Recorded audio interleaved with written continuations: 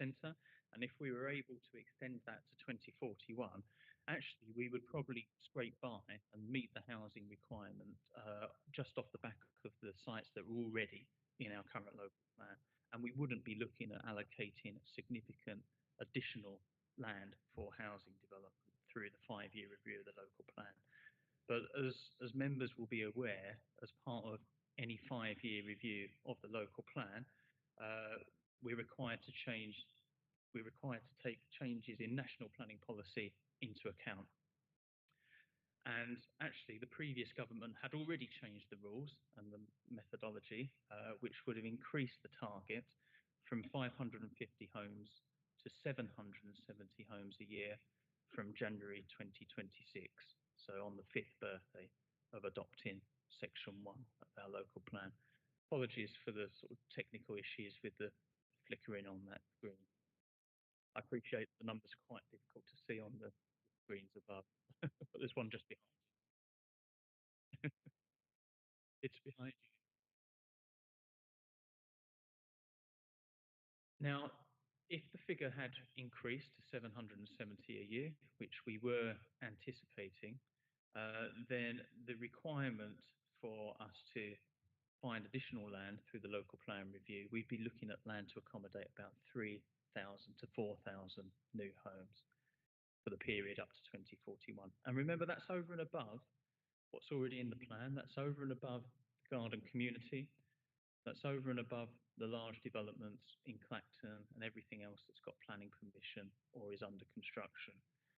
And whilst that figure in itself would have been hugely challenging, actually we could see that the 770 homes a year was actually broadly reflective of recent rates of housing development over the last 5 or 6 years.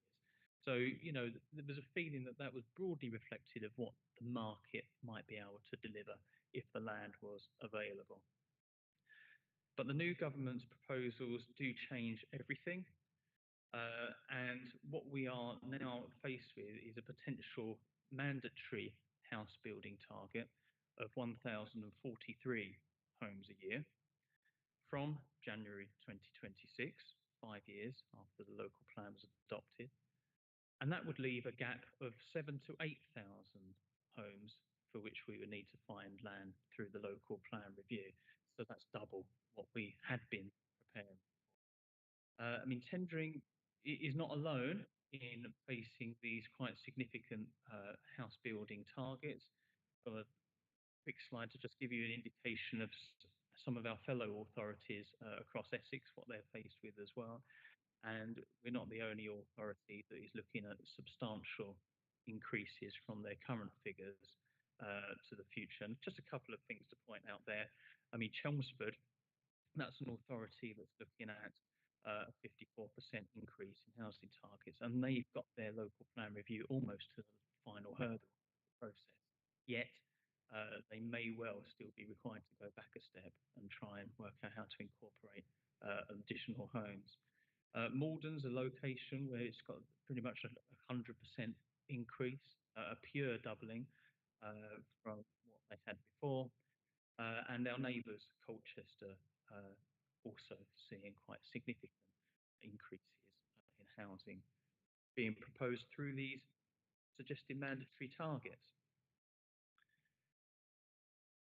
But because we're looking at such a significant change in house building requirements, I'll just put that one back for a second. It has massive implications for the work on the local plan, because we were, as you'll recall, considering 6 spatial strategy options for accommodating 3,000 to 4,000 homes, and which were agreed by this committee and that we were planning to consult the public on this month.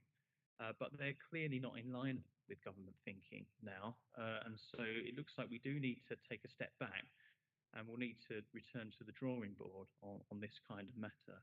But just as a reminder, in all of the options, we had assumed that the garden community and the developments around Clacton would carry forward into the new version of the plan. But for the rest of the development needed, we had one option with an urban focus, that looked to expand upon Harwich and the urban areas, Frinton Water, Manningtree area, and Brightlingsea. A second option that looked to spread the growth throughout the district proportionately on a sort of hierarchy basis, so larger developments going to larger towns, smaller developments going to smaller settlements. The third looked to accommodate the growth around the larger villages along the railway line, part of a sort of public transport-centred radical approach. The fourth looked at strategic locations for establishing new garden villages of a scale that would incorporate new infrastructure and facilities. The fifth would have been a combination of all of those approaches, and the sixth would have been an A120 focus strategy with major growth at Harwich and freighting area with smaller development spread throughout the rest of the district's towns and villages. But clearly, if the government is going to introduce these mandatory house building targets, which require us to find land for double the amount of housing, these options on the whole fall short of what's like to be required, and therefore we are likely to be back to the drawing board. And just the exception of those showing locations for potential new garden villages, all of the other options just fall dramatically short of what would actually be required. I'm going to put the figures back for now. So the committee will need to revisit options once the government has confirmed what the numbers are going to be. But under our sort of initial analysis of what the situation is, we're struggling to see how tendering could accommodate that level of growth without there needing to be major growth in the Harwich area, without looking at new locations for garden villages, possibly in 2 or more locations in the district. But that's alongside growth around all of the other towns and villages in the district as well. And with these numbers, of course, more parts of the district will be affected in some way, and there's likely to be further permutations we'd have to look at, but probably fewer permutations we can realistically find for how we might accommodate that development in the district in different ways. Hence, how huge the numbers are. The sheer level of it means that most parts of the district potentially are looking at a level of this development. As it stands, as what's written in the proposals, the government would expect the councils to meet their full requirement in total, in full, with no scope to argue for an alternative figure. The only circumstances where a different approach might be allowed is where an authority just physically doesn't have the land to accommodate that level of growth. But even if that's the case, the expectation is that the neighbouring authorities work with you to accommodate the growth that you can't accommodate, as well as the growth that they're required to do as well. So it's a bit like we had the duty to cooperate in the past, but it's just a much firmer requirement. It's a mandatory requirement to meet that housing target. And the only circumstances really that might necessitate a different approach is if you just physically haven't got the land to do it. And of course, tendering in Colchester, we're already working together, aren't we, on a joint garden community, which delivers housing for both of the authorities. And we know that that's taken a lot of work. It's been very challenging. And of course, with the numbers going up, there are going to be other authorities across the country working with to get anywhere near the targets suggested. Being a semi-rural district, we do have land in tendering to accommodate the scale of development that's proposed. So you can measure out the parcels of land and it could potentially be done, but we certainly don't have the infrastructure. We also have very limited amounts of previously developed brownfield land in our district. There was strong delivery on brownfield land in previous decades. So the overwhelming majority of this development, if it needs to go ahead, would be on greenfield and agricultural land, which in itself is very challenging and has implications. The vision and objectives of the plan, there are implications there as well. It's highly likely that the statements that were agreed by this committee, establishing a vision and objectives for the district earlier this year, that we would have to revisit those, because clearly a strategy for 7 to 8 thousand homes could be different from a strategy for 3 to 4 thousand homes, particularly if we are looking at locations for new garden villages, and that will need to be reflected in the vision and objectives of our plan.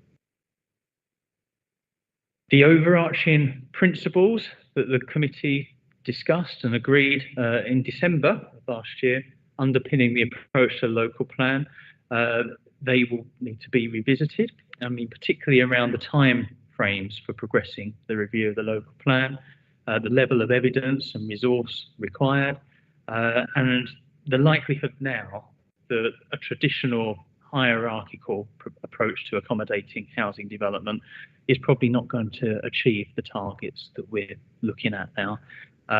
Just purely focusing development on the larger towns is not going to get us where we need to go.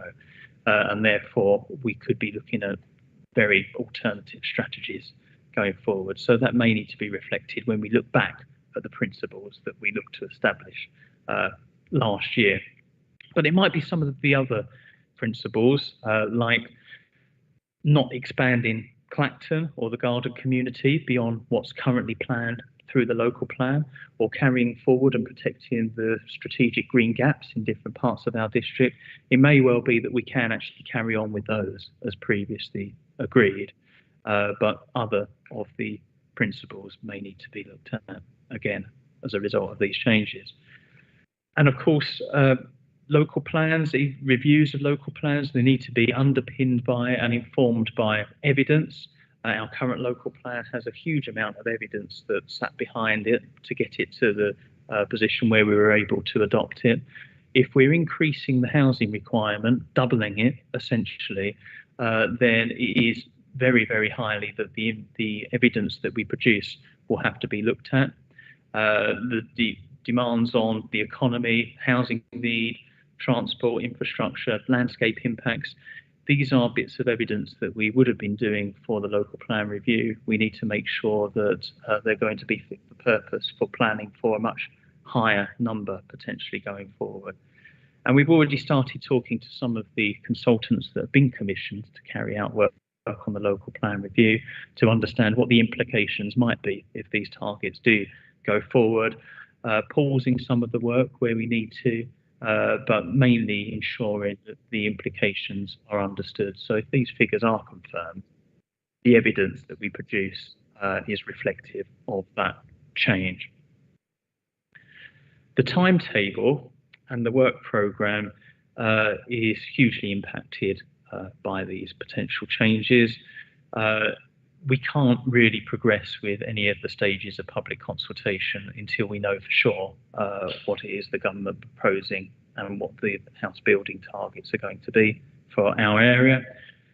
So it does mean that the consultation on issues and options that we had been planning to carry out this month would need to be put on ice pending any changes that we're required to make going forward. And as it stands, we don't yet know how long it will take the government to consider the representations on the consultation and to publish the final version of this revised National Planning Policy Framework. But even if we were to optimistically assume October or November, there would still be a big knock-on effect to our timetable and the resources required to proceed with the review. So issues and options consultation, I mean, depending on how quickly government turns this around, possibly early next year. Preferred options consultation, that would have to move back to at best spring of next year. And submission stage consultation would probably have to move back to around autumn of next year, with the submission to the Secretary of State, hopefully by January 2026. Now, this is something that we'll keep under review And in due course, we'll bring back a revised version of the local development scheme, which is the timetable and work programme, once we've got a clearer idea. But those are the kind of impacts on the timetable that we're currently anticipating. I mean, helpfully, the government has actually postponed the June 2025 cut-off date for submitting local plans to the Secretary of State. And members, you may recall that previously, councils, if they weren't able to submit a new plan before June 2025, they were expected to move to a very new system of preparing local plans, which would have effectively required them to start almost completely from scratch. But because the government has, well, it looks like it is moving that target away from us, actually, at least we can continue on producing an updated version of the current plan rather than having to start completely from scratch. So that is a useful change from the government, buys us more time. But what we're unlikely to be able to achieve now is completion of the local plan review process and adoption of the plan by January 2026. And the reason why we were aiming to do that is that that is the 5th birthday of adopting Section 1 of the local plan. And by doing that, it means we would have reviewed the local plan in its entirety within the 5 years. But practically speaking, that is looking very, very unlikely now. Although we are hopeful that we could be in a position where we might have got to the stage where we've submitted it to the Secretary of State, which in turn does allow some weight to be attached to the plan in the determination of applications. And that perhaps brings me to one of the biggest practical concerns that officers have about the government proposals, and that's about the 5-year supply requirements. Now, members, you may be familiar with the requirement for councils to demonstrate in any 1 year a supply of sites sufficient to meet housing targets for the next 5 years. They have to be shown to be deliverable, and you have to incorporate an element of flexibility and contingency into that as well. But you'll also recall from our own experience in tendering that being unable to demonstrate and maintain a 5-year supply engages what we call the tilted balance to the presumption in favour of sustainable development. And what that basically means is there is a general expectation to grant planning permission for housing development, even on sites that aren't necessarily in the local plan, or else you run the risk that planning permissions can be granted on appeal for reasons of housing supply. Being in that position can leave a council vulnerable to unplanned, unwanted speculative development, and a period of term sort of planning by appeal, which can result in councils effectively losing control of the growth in their area.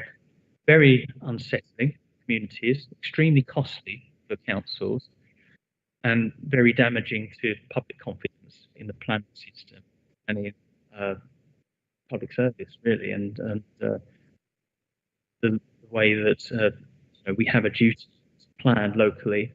If that power is taken away and decisions are granted on appeal, that very much does undermine public confidence in what we try and do. Now, the previous government had amended the National Planning Policy Framework so that councils with an up-to-date local plan of less than 5 years old didn't have to worry about demonstrating a 5-year housing supply on an ongoing basis, and they didn't have to worry about speculative development planning by appeal. But what the new government is proposing here is to reinstate that requirement, so that even councils with an up-to-date local plan could potentially come unstuck unless they keep a close eye on their 5-year housing supply on an ongoing basis. Members, you will recall from our last meeting, we've had a few years now where the council has been in a very comfortable position in being able to demonstrate in excess of 6 years housing supply. And as a result, we've enjoyed a period of stability, which wasn't the case going back a few years. But one of the biggest problems with the government's proposals to both reintroduce mandatory house building targets and also reinstate the requirement to maintain a 5-year housing supply on an ongoing basis is that between now and the 26th of January 2026, this council will be measuring housing supply against the current local plan target of 550 homes a year. And we should be able to demonstrate a comfortable 5-year housing supply against that requirement. But come the 27th of January 2026, when our current Section 1 local plan is more than 5 years old, and our new updated local plan is likely still progressing through the latter stages of the review process, this council could be required to measure its housing supply against the new mandatory target of 1,043 a year. Now, if that target proves to be unrealistic in real terms, it could be a problem that is actually never resolved, and from which the council could never really recover. Bearing in mind the actual delivery of housing is affected by a whole range of factors, not many of which are always within the council's control. And as we know, identifying land for development is one thing. Whether it happens or not is another thing, and there are a whole range of factors that feed into that. So we're tendering, and many authorities in Essex and across the country could find ourselves in a position literally overnight where we go from a safe position of having a comfortable 5-year housing supply to a vulnerable position of having a significant shortfall. And that's irrespective of positive progress that we make on local plans. And this is why, actually, of the changes, your officers believes it's really important to raise this as a very strong practical concern within the representations to the EPF consultation, which we're going to talk about later on in the second report. Because, I mean, whether people will agree or disagree with such significant increases in house building targets, the fact that so many councils could be faced with such a kind of cliff edge scenario in 5 years' time or earlier is surely not right in practical terms. So we think it's very important that we raise that. And there will be authorities, certainly Essex, that will be raising that as one of the particular concerns about the government proposals. So our report here focuses mainly on the practical implications of the government's proposed changes on the review of the local plan, but there are naturally going to be wider implications of this for our district and for our council, both positive and negative, depending largely on how we go about planning for that growth. Now, for our district, there are a range of economic, social, and environmental considerations. And for the council, of course, there are implications around resources, revenue, being able to provide services for a much larger population in the future than had been expected before. But the report does highlight in particular some of the potential resource implications of a more complex local plan review than we were anticipating before, the officer time involved, the additional evidence that might be required, the need to assess more sites, and the likelihood of getting more local objections if a wider range of sites and locations are required to meet the higher numbers. Now, the approach we might need to take to public engagement and consultation in particular, I think, needs to be considered particularly carefully, because it's going to be quite challenging to explain to residents, businesses, town and parish councils, other community groups, anyone that has an interest in this, why this increase in housing development is being proposed, where the targets come from, and the council's duties at a local level to plan for the growth that's being proposed.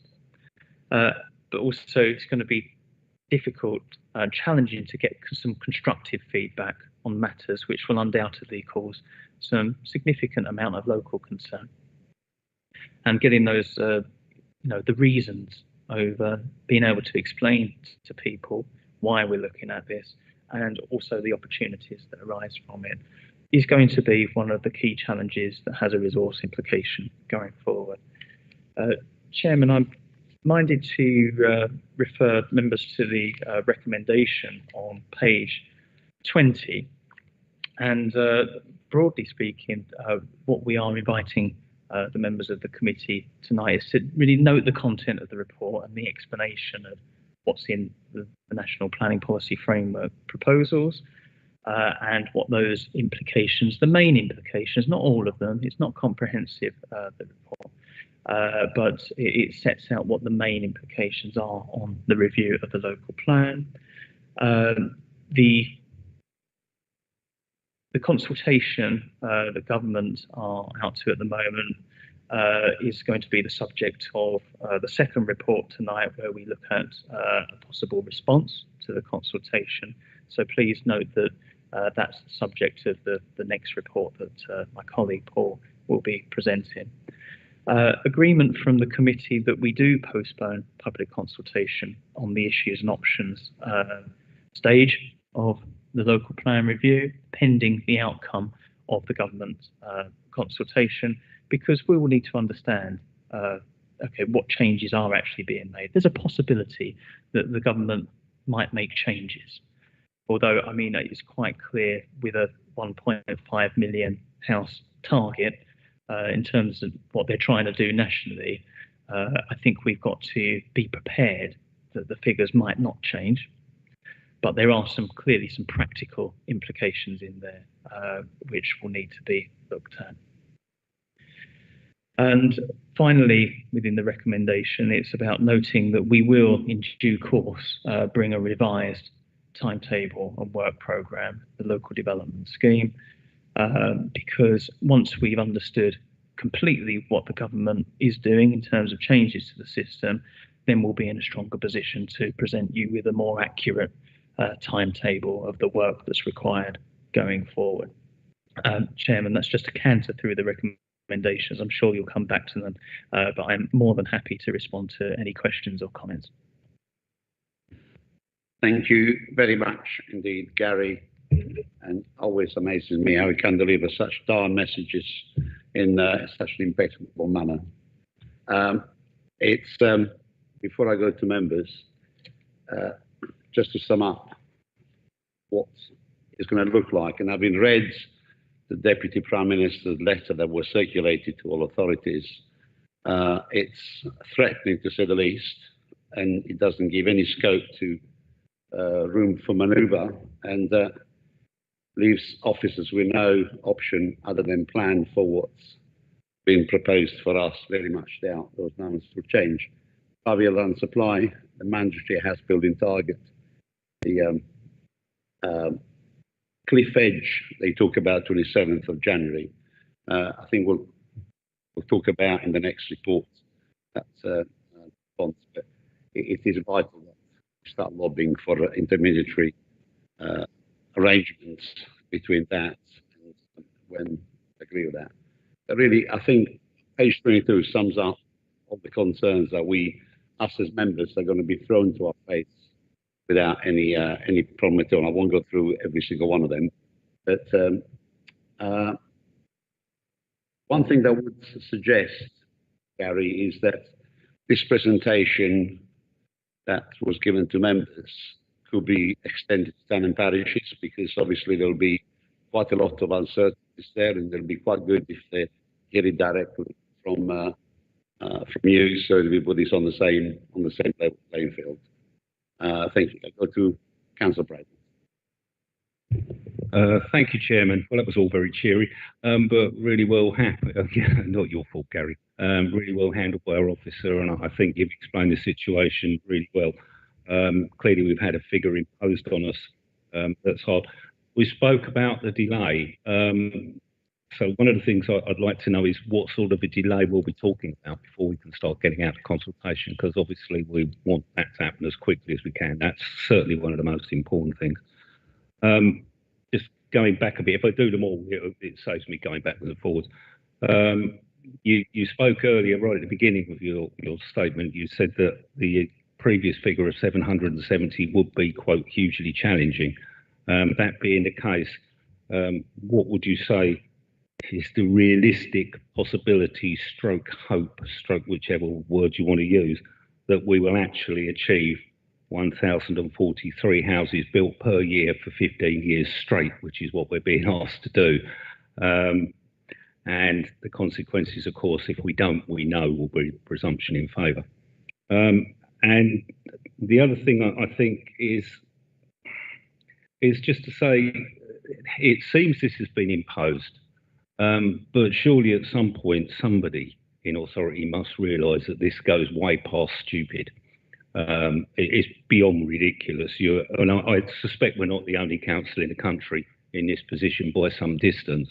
So we have a situation where government are forcing councils into a position where their local plans will effectively become useless. Is there any possibility of a fight back? Back in 2016-17, we fought very hard. Ultimately, we brought our numbers down. Here, it seems that they're not giving us any room to fight. Can that really be the case? Can they really be that ridiculous? Do we still live in a democracy? Thank you, Chairman. Thank you, Councillor Bray. That's 3 questions there, Gary, I think. Thank you. The last one I will leave for members and people in the room to think about, but I will pick up all of those. So what kind of delay might we be looking at? Well, a lot is going to depend on how quickly the government considers all of the representations that it's received and then turns round and publishes a final version of the new National Planning Policy Framework.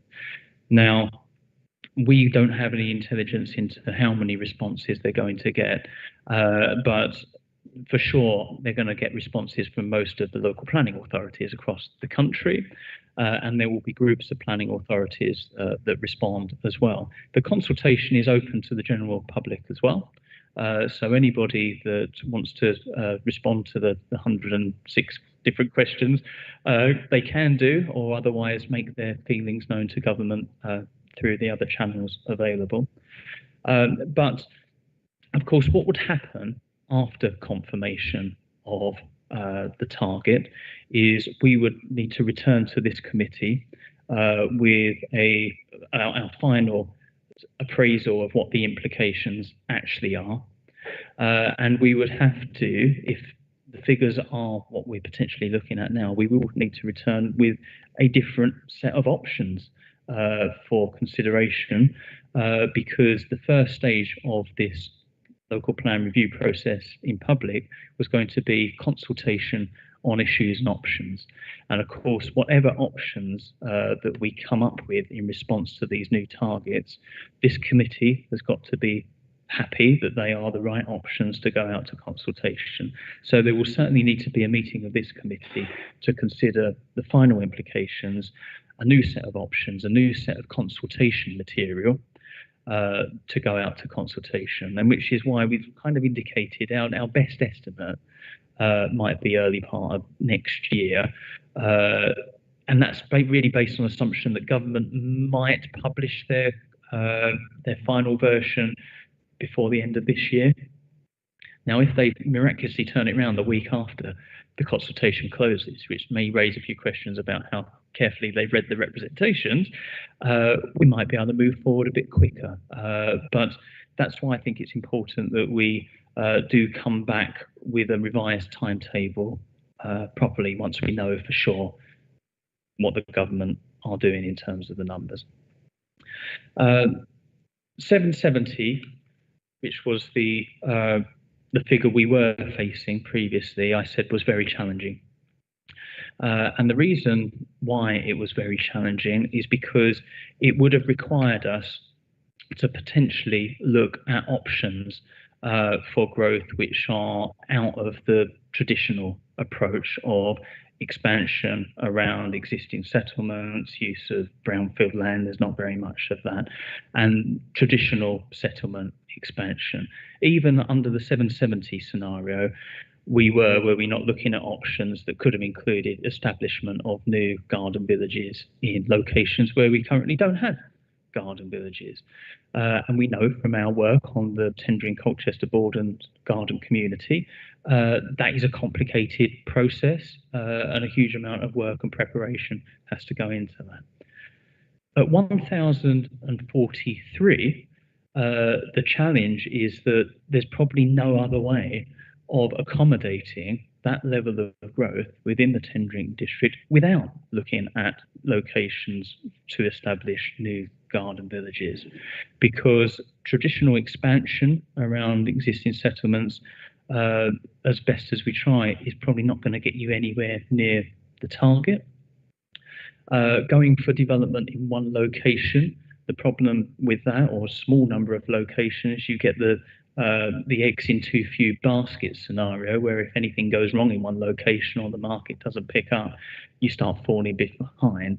So the reality is it's very challenging, because we're potentially looking at locations for new garden villages and development in most locations of the district, because you're going to need a variety of sites of different sizes across different parts of the district to be delivering at the same time in order to get anywhere near the target, I would suggest. So in terms of how realistic is it, I think without some form of government support which brings the infrastructure that's required forward in a timely manner, or some other form of government support which allows affordable housing to be delivered alongside market housing, and which effectively subsidises the viability gap that you have on some developments, I think it is very, very difficult to see how it's going to happen, and that's as diplomatic as I put that. What I would say, though, if we look back over history, and I had a little bit of research actually looking back in time, in the 1970s, in tendering, we were delivering on average, remember, 670 homes a year. In the 1980s, which was really sort of the big boom in terms of housing development in modern times, it was 860. And then in the 90s, it sort of dropped down a lot to 360, about 400 in the noughties. And as we know, we're now in the sort of 700 to 800 region. So in terms of the last 50 years, those scales of development would be unprecedented. So to maintain that consistently over a 15-year period is incredibly challenging.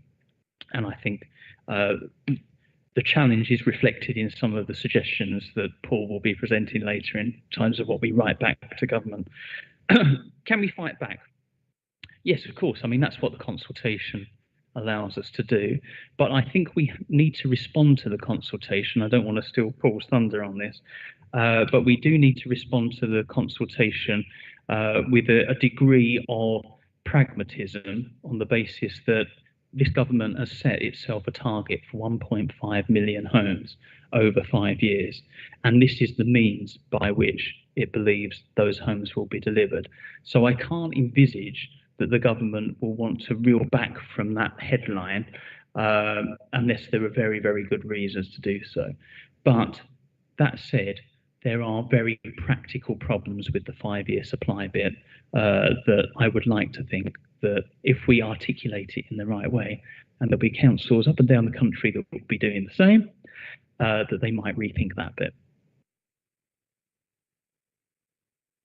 Yeah, thank you. Well put. Very diplomatically put when you said it will be challenging. I think it might be a little bit more than challenging. Realistically, we're looking at creating a number every year for 15 years that we've never, ever got near to creating before. So doddle, really. I think that you allude to the 1.5 million from the government. It does seem to me that they've gone for that 1.5 million, then divided it down without taking any account of how they're going to make that happen. So a little bit worrying on that front. I'm tempted to ask the question, why bother to create a local plan for 1,043? It might as well be 1,043. We're not going to achieve it. And therefore, it seems that we're going to spend a great deal of time, money and effort creating a local plan that is absolutely destined to fail. And that does seem relatively pointless, but I'm assuming we have to. Is that correct? Thank you, Councillor Bray. Yes, it's a statutory duty to prepare a local plan, keep it up to date. You are right that it comes back to this scenario about sort of taking the horse to water, but not necessarily being able to make it drink. You can plan for 770 a year, you can plan for 1,043 a year, and you can identify the land within the local plan. Doesn't necessarily mean that we're in full control over whether it's delivered or not.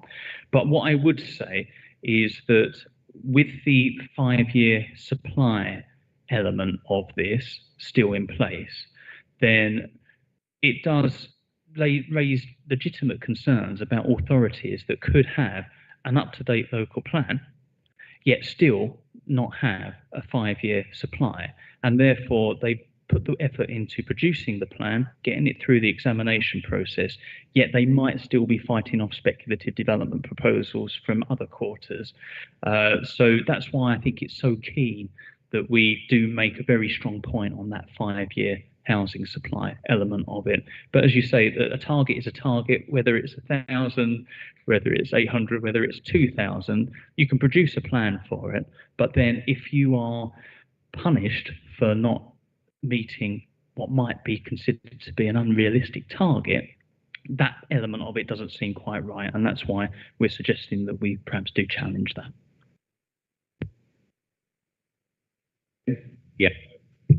Yeah, very, very timely addition. So the situation, as I see it, is that it's likely that we won't achieve the 1,043, and at that point, developers will be open to put in speculative developments. We all know that it is often more profitable for developers to build on, should we say, land we would rather they didn't build on.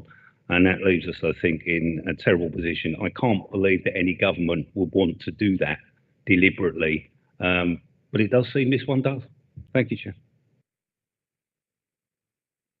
I refer back to Angela Rayner's letter that she circulated. I've got Councillor Fairley next. Did you indicate to speak? Yep. Thank you, Chairman. Yeah, I agree with everything actually that Councillor Bray said there. So from after the 27th of January, in any case scenario, we are going to be at risk for a unspecified period of time. Is that correct? When you are talking about cooperation and now being mandatory, and you're looking at having to support neighbouring local authorities for their planning as well, have we had any conversations at this point with Colchester, Suffolk, with Essex County Council in regard to services, and even National Highways in terms of, you know, all the highways infrastructure? Are there any reassurances that you're able to offer to communities that have gone through the process of neighbourhood plans?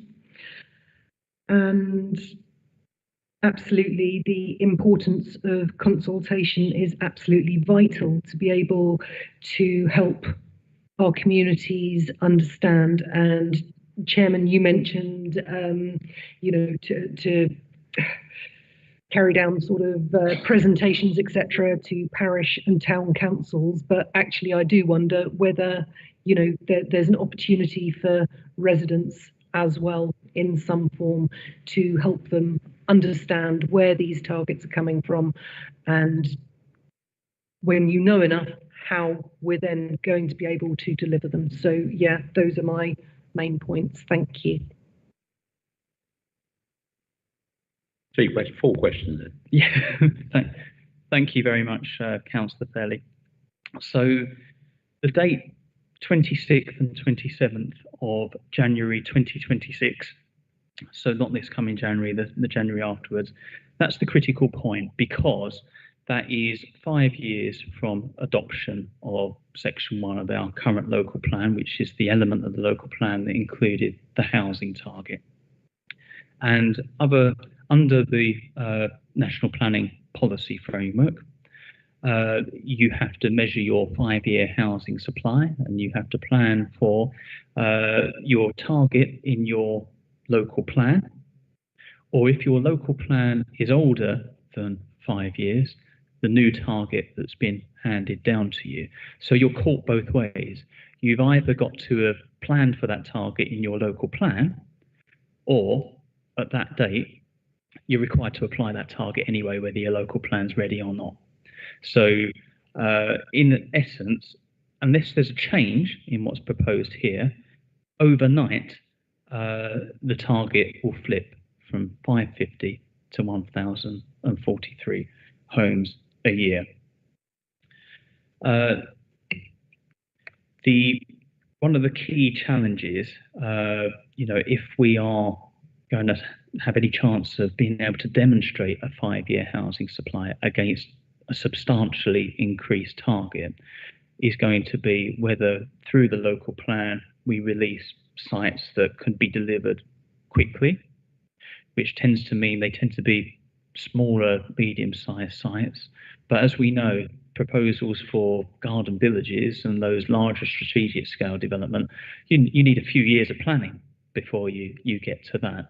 So the likelihood of being able to identify in a local plan, sort of the Blue Peter style, here's one I prepared earlier, here are all of the sites that are going to deliver within 5 years, is very, very challenging. And that's the point that we're hoping to make to government.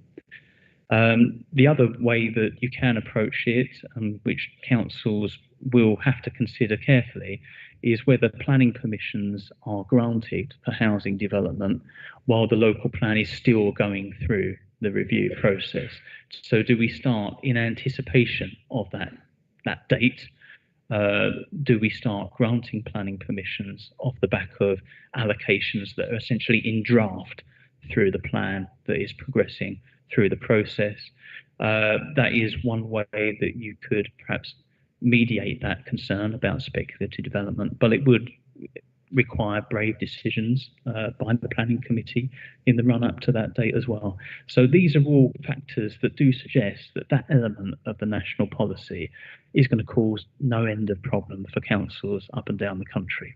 And that's why I think it's important that we raise it with them. Cooperation. The discussions have started on an Essex level, because you would have seen from, well, I'll put the figures up there. We're not in this on our own. All of the Essex, these are just North Essex authorities, have got very challenging housing requirements. Some of them raise serious questions about infrastructure, transport infrastructure, which is not bound by your individual council. That is regional, sub-regional. It goes through several areas. And bringing national highways into that conversation hasn't happened yet, but that is definitely something that needs to be done. Because for Tendring and Colchester, we already know from our work on the garden community about issues with capacity on the transport network. And that's on the basis of current figures, the 550 a year for us and the 900 and something for Colchester. So if the figures are going to go up to 1,000 for Tendring and 12 or nearly 1,300 for Colchester, and we know already that there are huge challenges around infrastructure, those challenges aren't going to get easier unless there is a serious conversation with government about forward funding key bits of infrastructure. And what I would say about cooperation is you're more likely to be able to have that conversation with government about investment in infrastructure if you are a group of authorities working together to demonstrate that together, strategically, you're thinking about how to deliver this growth. Harder to do that as individual authorities, and therefore those conversations have begun. Neighbourhood plans. We've got some great news following referendums from last week about Elmstead Market and Ardleigh, who residents voted in favour of those neighbourhood plans, and therefore we would look to bring them forward later this year for formal adoption, and they become a material planning consideration at that point.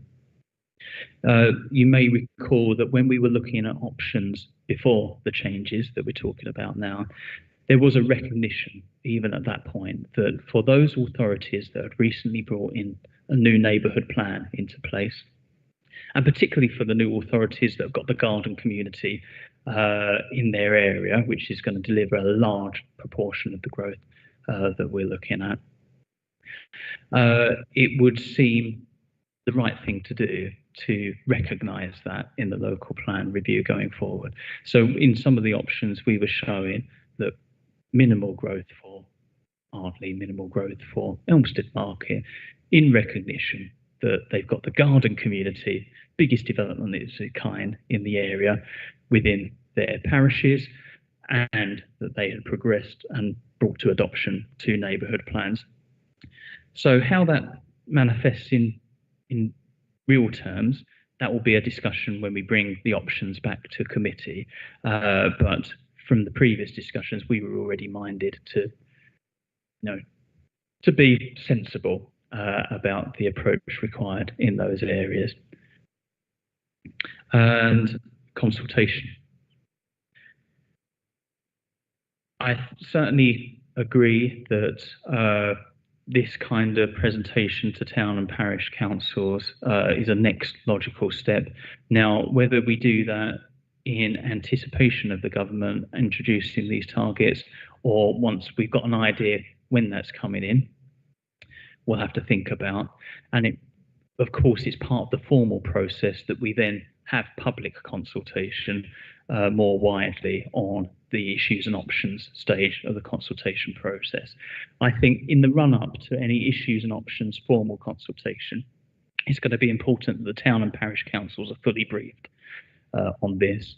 The public consultation, I would suggest, should be part of that formal process when we know for sure what it is that we're going to be presenting to the public. Because I think if you speculate a bit too much, people do get anxious about this. So we want to be sure what we're doing, definitely make sure the town and parish councils are properly briefed and understand the implication, and then we'll be in a good position to go to proper public consultation once we've understood all of that.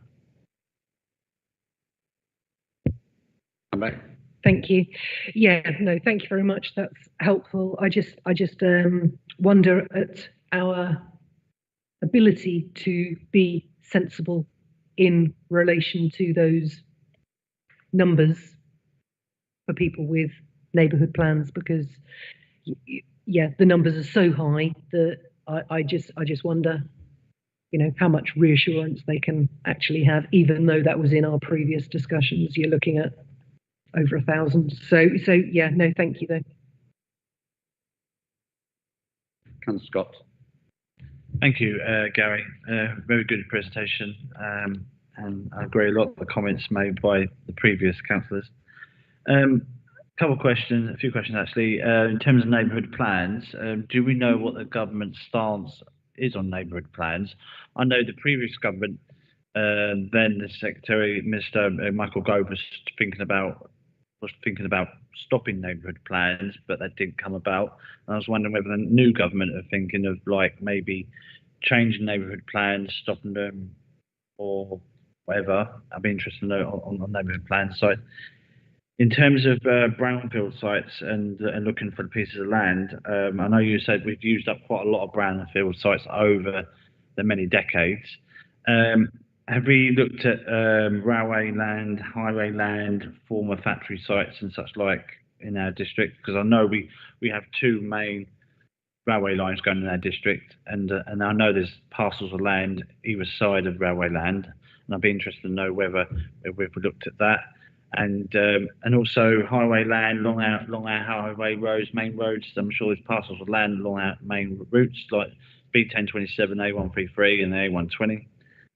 And in terms of looking at future house building, in our district we have a higher population of elderly folk who wish to maybe downsize from their larger homes to smaller properties like 1-bedroom apartments. Like for the example that I give quite a lot most of the time is in Elmstead Market in Meadow Close. We have a small hamlet of 1-bedroom properties for elderly people who wish to downsize, and that will free up larger houses for people to move into our district and going into bigger houses. And also I'd be interested to know whether the government is going to look at encouraging long-term houses that have been empty. Why build loads of houses here than everywhere?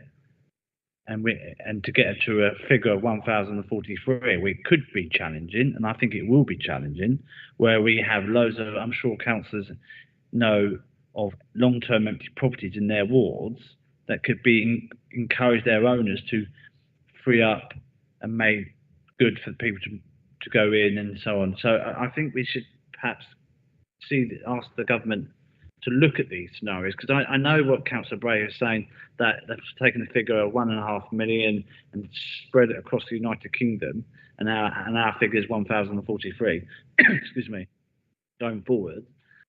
But I know of properties in my area, I'm sure councillors are aware, they're empty. And people may be thinking, why you be building more homes, more houses, when there are plenty of houses that are long-term empty properties? And I was wondering whether we could perhaps pass that up to government and see if they can perhaps adjust it accordingly. Thank you. Another 4 questions then. No, thank you, Councillor Scott. So as far as I'm aware, the new government's attitude to neighbourhood plans is still very positive. The encouragement and support is to be given to those neighbourhood groups that are looking to prepare a neighbourhood plan. Mr. Woods will correct me if I'm wrong, but I don't think we've seen anything in the government proposals that would indicate that they want to move away from having neighbourhood plans. So as far as we're at the moment, that's still part of the planning system. And we would encourage and help work with any community groups, parish town councils that want to sort of take the lead from Elmstead, Ardleigh and Alresford and do their neighbourhood plans. So that option is still available, still very much supported. Brownfield sites. So during the period about mid-90s, about 1996 through to about 2011, nearly sort of 90% of all of the housing development in the tendering area was on brownfield land. And at the time, the government at that time had actually a target for delivery on brownfield land, and tendering was very successful in achieving that target. But what it does mean is that the brownfield sites, they're a finite resource, really. Once you build on them, they're gone. They don't come back. And therefore, partly as a legacy of that great performance during the late 90s and into 2011, there's not a huge amount there on our books in terms of other brownfield sites that could come forward. That's not to say that they don't exist. And we looking very closely in urban areas. We have a brownfield register of sites that we refer to as well. And when we do our consultations on call for sites, issues and options, actually that's always a great opportunity for the rail companies to put forward, water companies do it as well, all the utilities that do have these sort of brownfield land. That's a great opportunity for them to put forward those sites so that we're aware of them and we can work out whether they need to be incorporated into the local plan. But sadly, it's not a huge resource that we have in tendering. And actually what we do have in terms of brownfield land, a lot of them are operational employment sites. So there are businesses operating from them. And unless we were relocating those businesses to a greenfield site somewhere else, normally we wouldn't necessarily want to see those employment sites redeveloped for houses. So very challenging. Yes, there is an opportunity for railway land, other utilities land to be considered as part of the process, but to achieve these numbers, it won't even scrape the surface. Accommodation for older people looking to downsize. One of the pieces of evidence that has been commissioned and will need to be revisited to when we know what the final numbers are, is a strategic housing market assessment. And the purpose of that is to advise us as to what mix of housing we're likely to require to meet both our affordable housing needs and also the demands of the market. And one of the things that is factored into that is that migration of older people, people looking to downside into smaller accommodations. So I think when we get the results back from that, that might give us a clearer idea of what we're talking about in terms of numbers.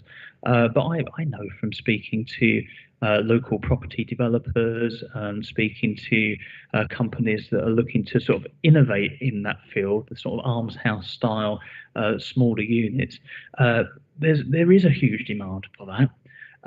And that kind of accommodation doesn't come forward as often as perhaps we'd like it to.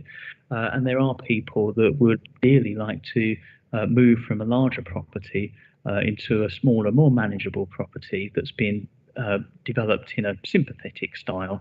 And I mean, your own parish of Alresford, of course, has a policy in its neighbourhood plan which is very encouraging of that kind of accommodation. And so I think, in principle, we would expect that to come forward, and we'll have to see what the study says in terms of the numbers required for that. Empty, long-term empty homes, get the wording right. As it stands at the moment, there is nothing in the government consultation that talks about taking into account empty homes. But that said, the government's current consultation is quite focused on the National Planning Policy Framework. And we are aware that there is going to be a range of announcements on housing related issues from this government in the coming months. And the things around sort of right to buy and empty homes, dealing with homelessness, we're expecting that to be amongst sort of the announcements going forward. So I don't have really much to say about that at the moment, but of course later when we come on to what the response to government should be, it may be something that members you'd like included in the response, so that we can flag that up to government, that there is a supply there of long-term empty homes not being utilised for the purposes of meeting housing need, which perhaps needs to be factored somehow into the planning framework. Gary, thank you very much indeed. Do you want to come back? Can I just say thank you, Mr. Guyver. Thank you for those responses. Anyone else would like to speak? No? Members, the recommendation on page 20, as Gary has already indicated, do we need to read it out for the benefit of, or we just take as read? Take as read. Before I go to the recommendation, I would like to ask Councillor Andy Baker, Cabinet Member for Planning, what your comments are. Well, here we are again. Thank you, Chairman. I've seen Gary's presentation a number of times, and it doesn't get any better, unfortunately. The figures is always the same. A mandatory top-down target from government. How long did we fight previously to get to the 550, having employed demographic experts to sort of say this is going to be your population growth? So if we remain with this, I think, and this is a personal view, I think it takes away a bit of democracy and local decision making. Because we decided what our housing target was going to be. We provided, and we as in the council, provided the evidence, and the planning inspector agreed with us. Looking at this, it seems to me that the planning inspector will just look at the policies and everything else and say, yep, they're fine. But we'll have no say on whether we have 1,043, 770. So I worry that, as Mr. Guyver said, on the 27th of January, we go into not having a 5-year housing land supply. And we are then at the mercy, as we have been before. We've been there. You know as well as I do, Chairman, we've seen the wrong development in the wrong place from various things. And I think we'll be subject to that. So I do worry. And obviously we're going to hear from Mr. Woods about the response to the National Planning Policy Framework. I think we need to fight and say that you need to let us decide the figures. or a planning inspector. Now, the government's ambition to build 1.5 million homes in 5 years is ambitious. We do need housing, but we need housing in the right place. And what everybody's got to remember, and it hasn't been mentioned, and I thought it would be, we don't build houses. Councils do not build houses. Developers do. And they will only build houses if it's the right time and the right place to do. So we're in the hands of them to build 1,043 potentially each year. And if they're not built, we suffer. Our residents suffer. So it's a huge ask.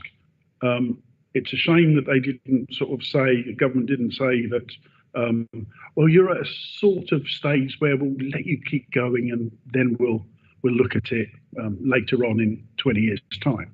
But yet again, we're here, and I think I said it at the last meeting, it's like, can we just have some stability so that we know where we're at and what we're doing rather than things changing so quickly? Like I said, most of that's a personal view. And I'd like to thank officers because they must wonder what they're coming into each day. It's like, what have the government changed this time round? You know, is the NPPF changed, or which one am I working to? I mean, how many iterations have we gone through? It was interesting. The questions, I think, were very poignant, and the comments made. And I thank Mr. Guyver for them. Thank you, Chairman. Thank you, Councillor Baker. I've got to say that the terminology of Presantia in favour of sustainable development is so utterly wrong. You know, sustainable development is when you work with developers, with the community, you engage. I mean, the garden community, I'm the remaining member on there from the beginning. We started talking to 2012, I think we did. And here we are 12 years down the line, and still no green field, lots of green fields to be seen. But okay, so we've had a good debate. Thank you for your comments, Councillor Baker, and we'll go to recommendation. All those in favour, please show. Oh, move it. Yeah, Councillor Scott and Councillor Cousins second it. All those in favour? I think that's unanimous. Thank you very much indeed. And Gary, thank you very much, you and the team, for all the work you put into the revision that you've presented to us. We now go to agenda item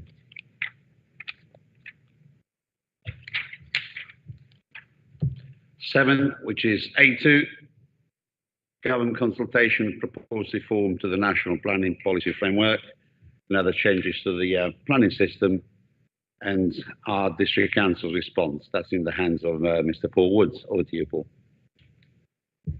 Thank you, Chairman. Good evening, councillors. The purpose of this report is to invite discussion and seek agreement from the committee to the Council's formal response to the government consultation on the proposed changes to the NPPF and other changes to the planning system. The background to the consultation and the implications for tendering have been discussed in the previous item, and this report is specifically about the Council's response to the consultation.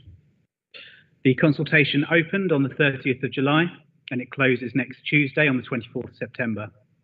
It's an online consultation. It consists of 15 chapters of explanatory text setting out the government's proposals and 106 focused questions. The entire consultation document is included as Appendix 1 to the report, and that begins on page 41. The questions are in grey boxes, and then officers' suggested responses to each question are included in bold for members' consideration.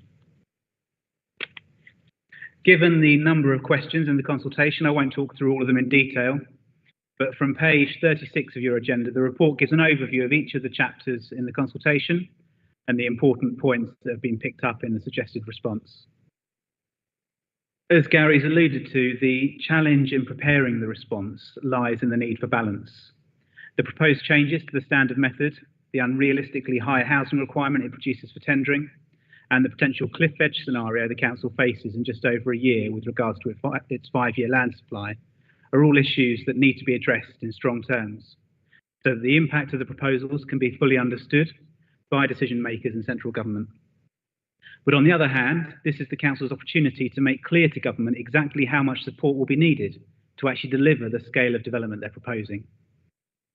So the suggested responses throughout the consultation aim to make it very clear that the impacts on tendering and many other rural areas around the country will be significant, and that the Council objects strongly to any changes to the NPPF that will make tendering vulnerable to speculative development and the negative outcomes associated with planning by appeal. Officers have highlighted that resisting such developments and fighting these appeals risks diverting resources away from local plan preparation, which will undermine the government's own aim to have universal local plan coverage across the country. A particular point around the calculation of the housing need is around the cap. And members may recall from previous meetings that our current figure of 770 new homes a year comes about because of a cap that was built into the standard method calculation, which seeks to ensure a managed transition from our current adopted housing need to a potentially higher number. The new proposal seeks to remove that cap. And although the consultation doesn't ask a specific question about this point, the suggested response to question 19 on page 69 of your agenda makes it clear that the Council objects in the strongest terms to removing the cap because it results in such a sharp rise in house building which will be unmanageable and will plunge authorities into periods of significant uncertainty.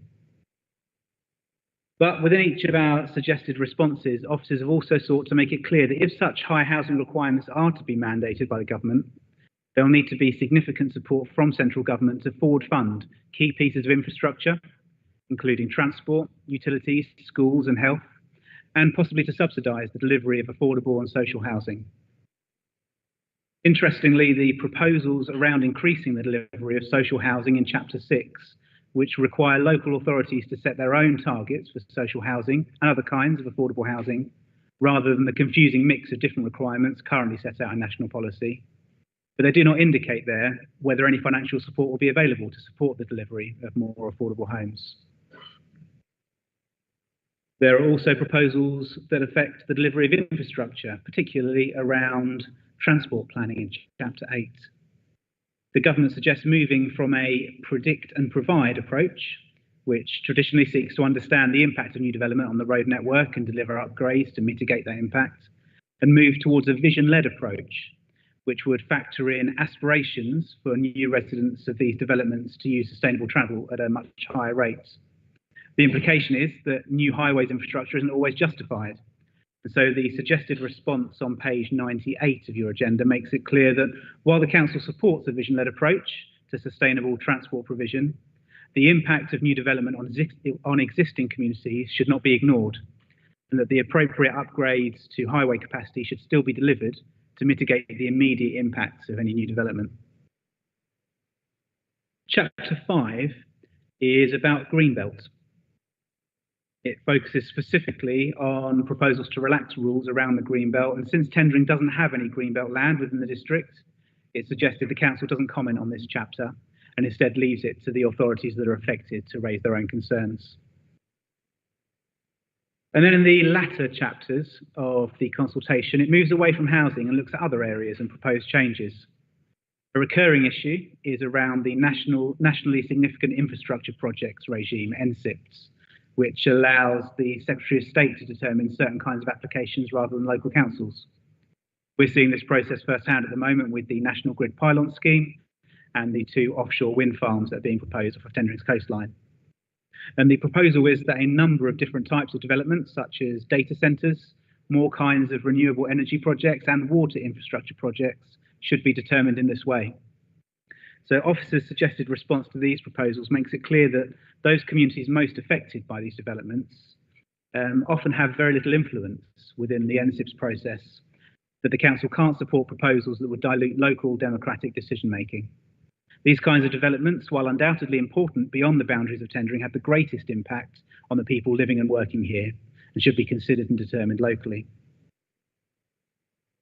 In Chapter 10 of the consultation, the government suggests changes to the criteria for when they can intervene in a council's local plan process, moving towards a discretionary approach without firm criteria.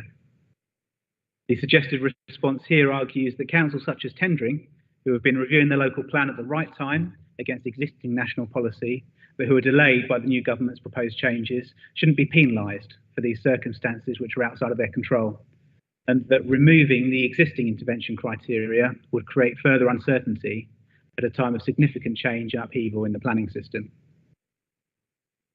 And then towards the end of the consultation, there are proposals around planning fees, suggesting that householder fees in particular should be increased and that local authorities should be able to set their own fees where appropriate. In particular, they ask whether council should be required to establish their own local fee structure, a task that would be particularly resource intensive and put councils at risk of challenge from developers. And so instead, officers suggest the approach that retains a national fee structure, but does give individual councils the ability to vary those fees if local circumstances dictate. And then finally, at the very end of the consultation, it sets out the transitional arrangements for the introduction of these changes.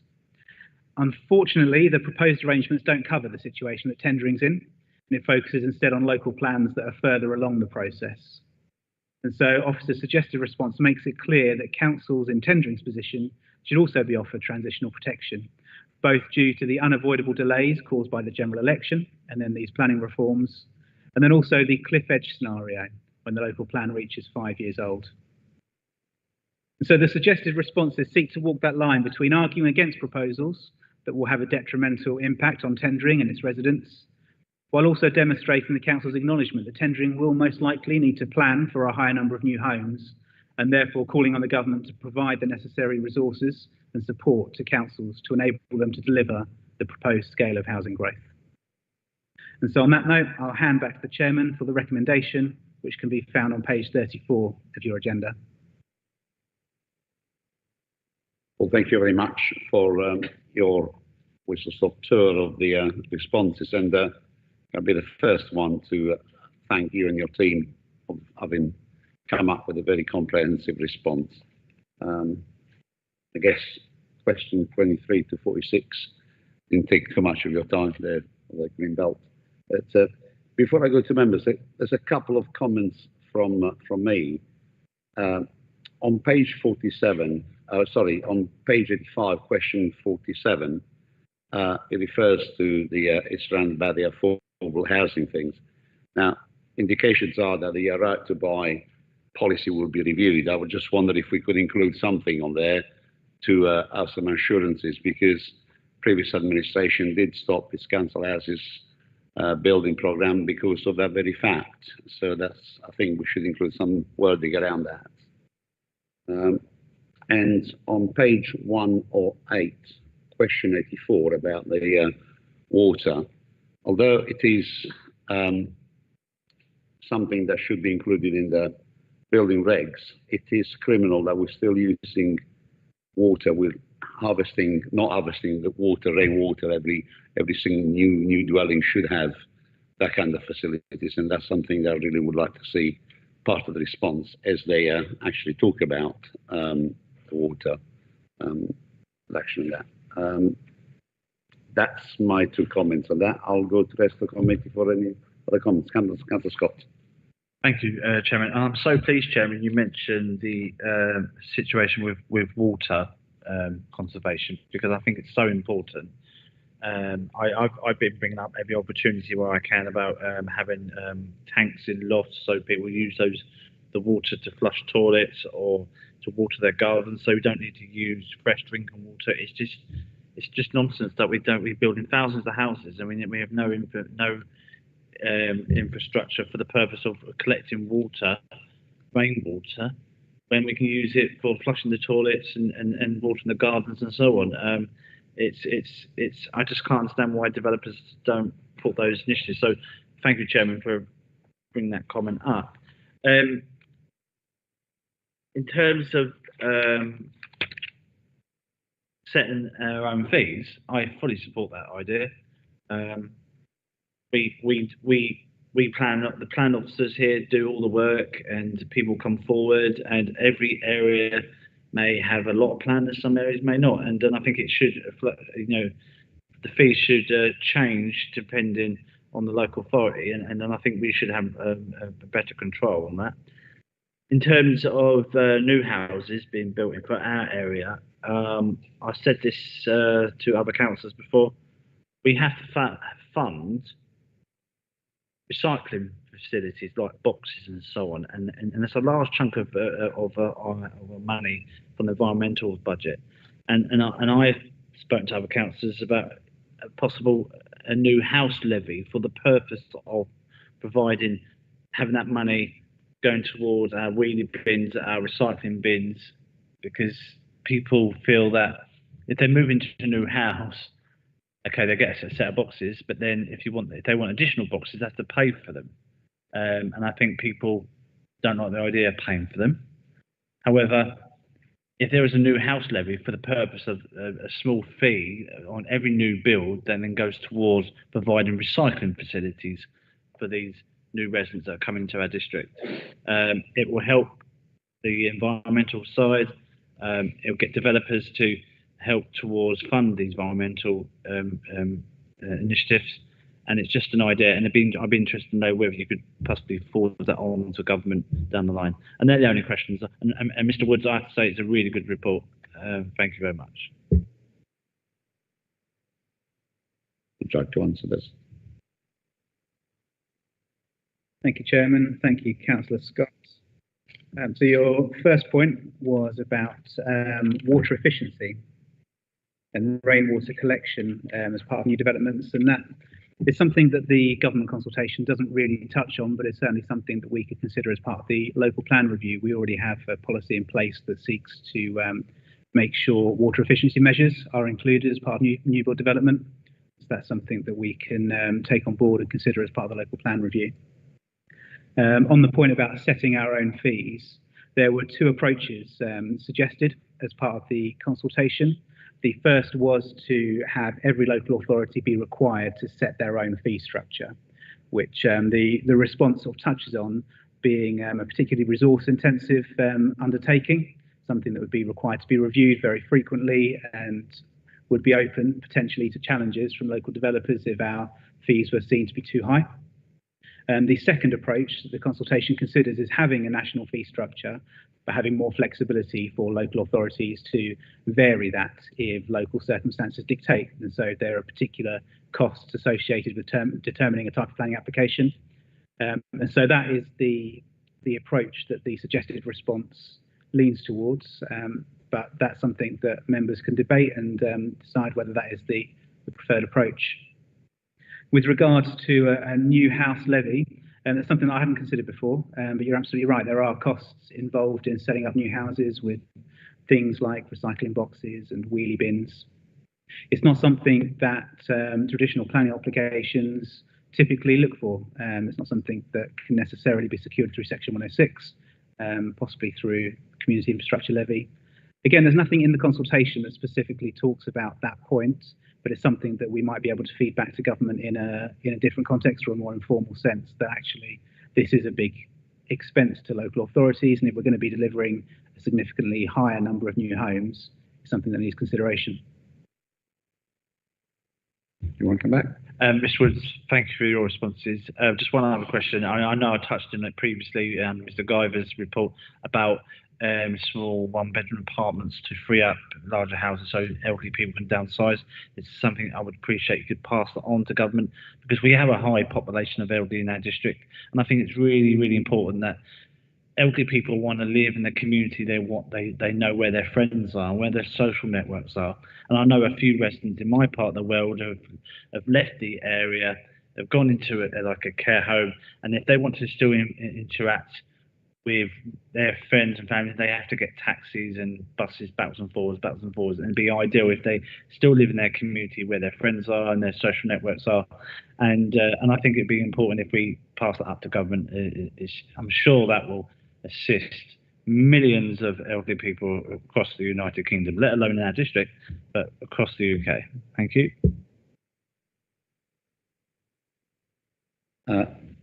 Councillor Bray. Thank you, Chairman. Much shorter, actually. I took an awful long time reading this. Let's face it, there's an awful lot of information in here and it's detailed. I really wanted to congratulate the officer. You might be surprised to learn I think your answers are absolutely excellent, incredibly robust, and one or two of them are even more robust than mine would have been, which will probably surprise most people. There's a couple I could have done a little better. But one of the things I would say, and you did allude to it when you spoke earlier, or sorry, Officer Gary spoke earlier and reminded us all that we can take part in this consultation. I would urge everybody particularly on this committee, and as many people from the public who are watching this either online or here, to do exactly that. This is a hugely important consultation.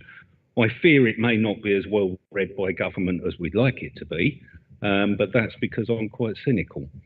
And I did go through each one of the answers. They were extremely well written. But what I'd forgotten, of course, was the answer to question 1. And I feel, Chairman, I was a little bit disingenuous to the government earlier when I described them as stupid and idiots. Because as is pointed out in our response to question 1, the government will need to own this change and recognise the fact that it will be the local authority councillors and officers up and down the country that will face the backlash at local level. Quite clever, really. Government much cleverer than I thought. They've managed to basically put something into place that will wreck our towns and villages, and will take the blame. Thank you, Chairman. I think there was a question. There was a. You omitted. Do you agree with me, Councillor Fairley? Thank you. Just 2 comments. First of all, in regard to planning application charges, I have always believed that retrospective planning applications coming forward following enforcement action should be at a higher cost. Is there any way that that could be included? And the only other thing I would like to mention, I think your answers are great, they are very robust, but whether there is opportunity to point out maybe a little bit harder that we are in the hands of others when it comes to highways infrastructure. We've been in the situation several times where we as a local authority have considered that there is risk for access, etc., but Essex County Council have not backed us up in that. And I just wonder whether more could be made of the fact that we are in others' hands. That's all. Thank you.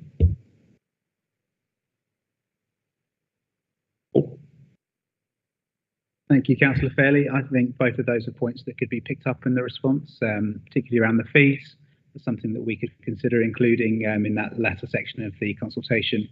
And then I touched on during my presentation about the question around highways infrastructure and the proposed changes to that approach. And I don't see a reason we couldn't also mention the fact that a lot of that infrastructure that needs to be delivered is outside of our control. It sort of falls with the Highways Authority. Any further questions, members? No? Just one observation, and I think you have already made some arrangement to brief the MPs on what our responses are, and just the assurance that the response has been crafted together. It's in line with the rest of our partners, authorities in Essex, I understand, isn't it?